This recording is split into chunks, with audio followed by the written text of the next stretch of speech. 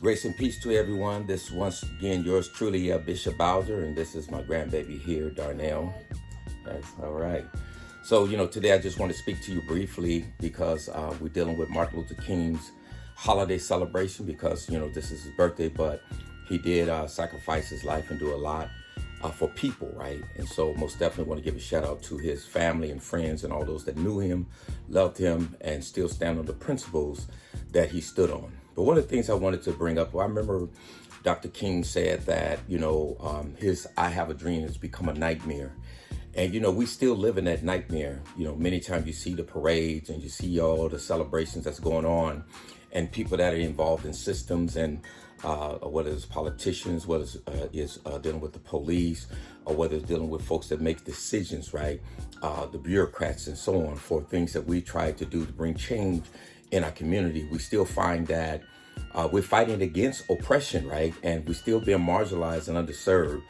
And the very people that will say that they celebrate Martin Luther King will not lift a finger to come up against the oppression and the marginalization that we're dealing with. Dr. Martin Luther King was a strong black man, independent thought for himself, even though he collaborated with a lot of different people. But he went to jail many times. He stood up against it, even though people would challenge him not to do that. And so today, in many instances, the very same people that's supposed to say they believe in Dr. King's dream and believe in what he stood for, us that are here today that are fighting for changes within systems, whether it's dealing with police brutality, racial profiling, whether it's dealing with systems and laws that we still want to change. The moment you come up against these laws and these practices and the culture within police and within the political system to come up to change it, you face a lot of hostility. Either people remain silent,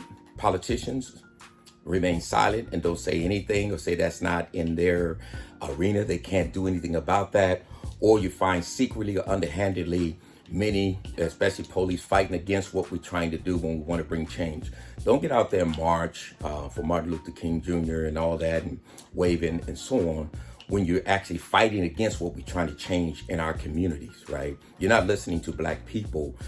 So we still find that we're coming up against an oppressive system, and that has to change. So, more shout out. There's some, I don't want to indict all politicians because there's some politicians that most definitely are fighting for that change, and I stand behind them and support them 100%. But it's a shame, to see what's happening and how people just go along with it, and we're still being messed up. We're still being marginalized. This is a serious matter, though, right?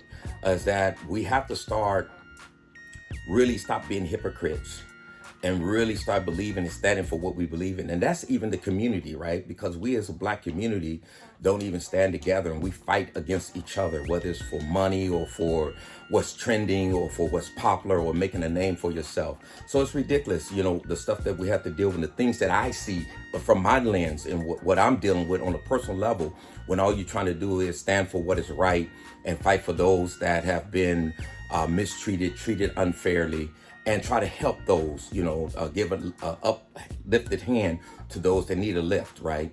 And so let us do better. Let us do better. Politicians, let us do better. Police, let us do better. Systems, let us do better. Let us stop doing these symbols of peace and of love and of happiness and of prosperity, and like we're doing well, still dealing with a fractured system. We're still dealing with racism and oppressive system. And when you try to bring that out, they deny it.